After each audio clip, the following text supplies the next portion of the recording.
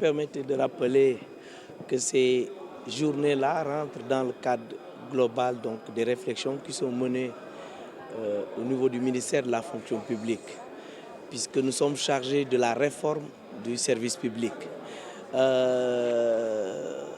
Ce jour aussi constitue en tout cas un pan important dans la réforme des services publics, puisqu'il faut un agenda également à l'image donc de l'État qui a un agenda de transformation.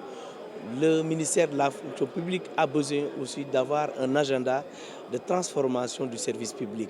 C'est pourquoi ce jour constitue un pas important qui va réellement conduire vers la constitution de ce parchemin qui va servir donc de document de base ou je vais dire même un livre de chevet pour tout fonctionnaire en matière donc de transformation du service public. L'administration, il faut le rappeler, est marquée par beaucoup de problèmes liés notamment aux lenteurs administratives, aux lourdeurs de ces procédures, mais également à des processus vraiment chronophages, ce qui explique réellement des difficultés de nos concitoyens qui peinent réellement à avoir accès à un service public beaucoup plus proche, beaucoup plus efficace et surtout pour l'efficacité de la dépense publique. C'est pourquoi aujourd'hui il est important et il urge d'engager des réflexions sérieuses sur le service public pour voir comment amorcer réellement une feuille de route très claire qui va servir de base pour le travail à venir.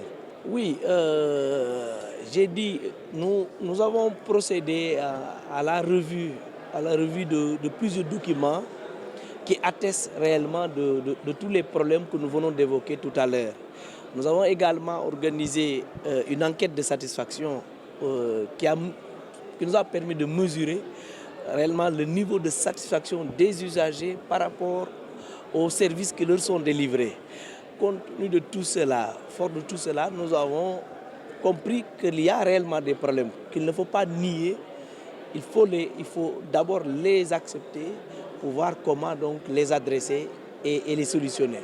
Mais pour cela, on ne peut pas le faire en s'enfermant aussi entre les quatre murs. Il faut aller vers tous les citoyens, toutes les parties prenantes. C'est pourquoi la société civile, le secteur privé, les partenaires sociaux, mais surtout les anciennes autorités du ministère qui ont eu à conduire des travaux vraiment très sérieux pour les embarquer tout le monde dans cette réflexion-là pour qu'on puisse voir quels ont été vraiment les goulots d'étranglement, qu'est-ce qui a toujours bloqué et qui empêche réellement cette administration-là de pouvoir décoller et porter le développement tant voulu.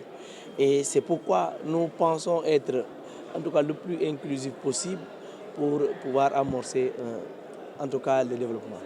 Oui, ce qu'il faut noter, c'est que nous sommes aussi dans un état qualifié pauvre. Donc nous ne pouvons pas dire que nous avons tous les moyens pour amorcer en tout cas notre ambition. Mais il est clair que l'État fait des efforts pour nous mettre dans les conditions pour pouvoir conduire ces réformes-là. Et donc nous travaillons en tout cas à pouvoir en tout cas, aller jusqu'au bout en tout cas, de ces réformes étant voulues par les plus hautes autorités de ce pays.